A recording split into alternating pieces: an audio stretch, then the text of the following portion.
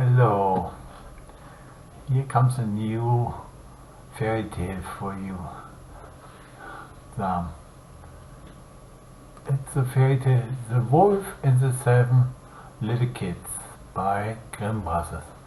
There was once upon a time an old goat who had 7 little kids and loved them with all the love of a mother for her children.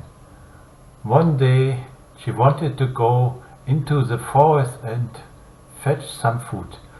So she called all 7 to her and said, "Dear children, I have to go into the forest. Be on your guard against the wolf. If he comes in, he will devour you all, skin, hair and everything.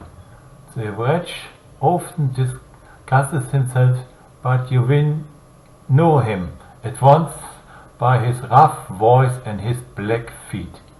The kids said, "Dear mother, we will take good care of ourselves. You may go away without any anxiety." Then the old one bleated and went on her way with an easy mind. It was not long before someone knocked at the house door and called, "Open the door, dear children. Your mother is here and has brought something back with her for each of you."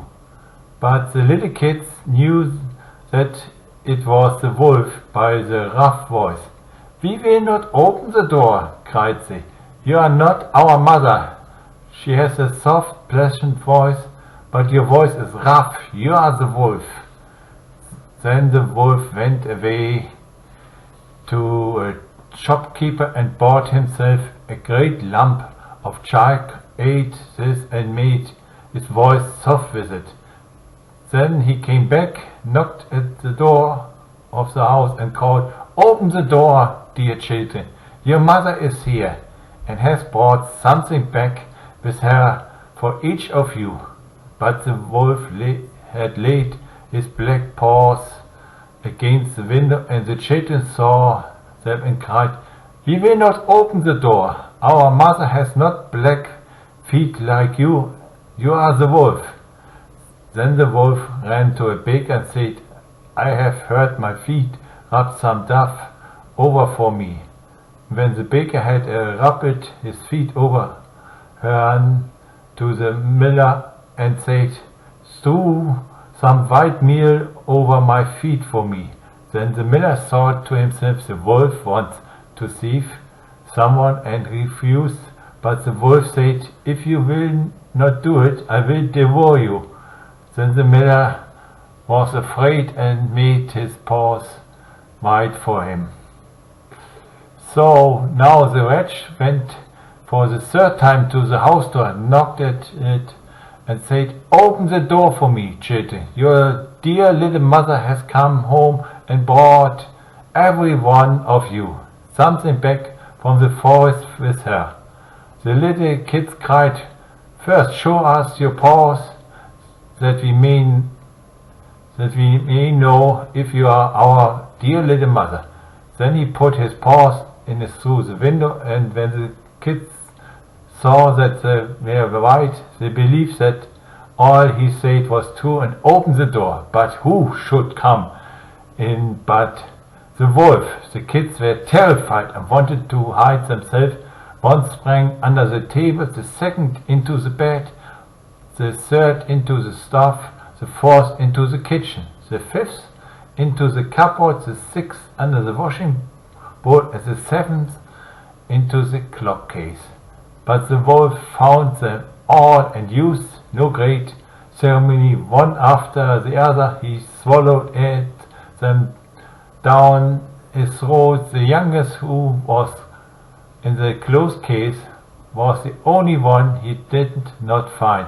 When the wolf had satisfied his appetite, he took himself off, laid himself down under a tree in the green meadow outside and began to sleep. Soon afterwards the old goat came home again from the forest. "Ah, what a sight she saw there. The house door stood wide open, the table, chairs and benches were thrown down, the washing bowl lay broken to pieces, and quilts and pillows were pulled off the bed. She sought her children, but they were nowhere to be found. She called them one another by name, but no one answered. At last, when she came to the youngest, a soft voice cried, "Dear mother, I'm in the clock." She took the kid out, and it told her that the wolf had come and had eaten all the others. Then you may imagine how she wept over her poor children. At length, in her grief, she went out, and the youngest kid ran with her.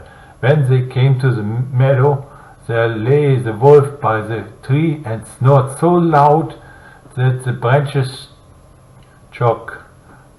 They looked at him on every side and saw that something was moving, struggling in his gored belly. At heavens, she thought, is it possible that my poor children, whom he has swallowed down for his supper, can be still alive?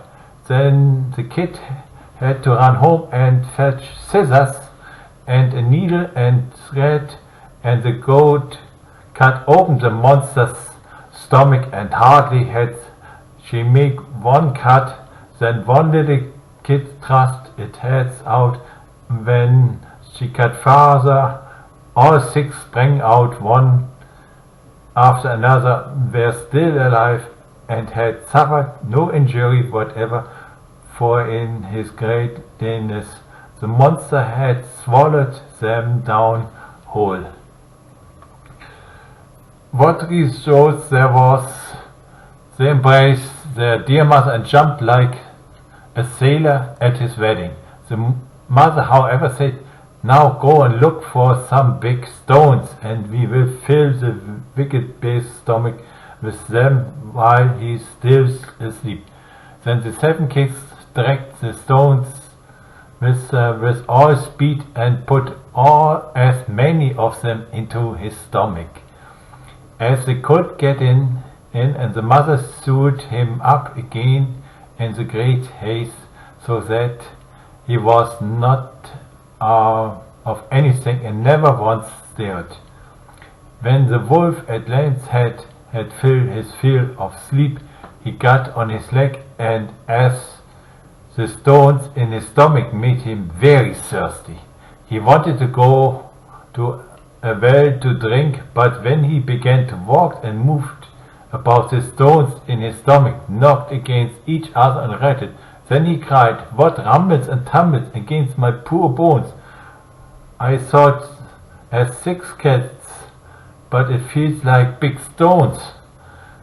And when he got to the well and stopped over the water to drink, the heavy stones made him fall in, and he had to drown miserably. When the seven kids saw that, they came running to the spot and cried aloud, "The wolf is dead, the wolf is dead," and danced for joy round about the well with their mother.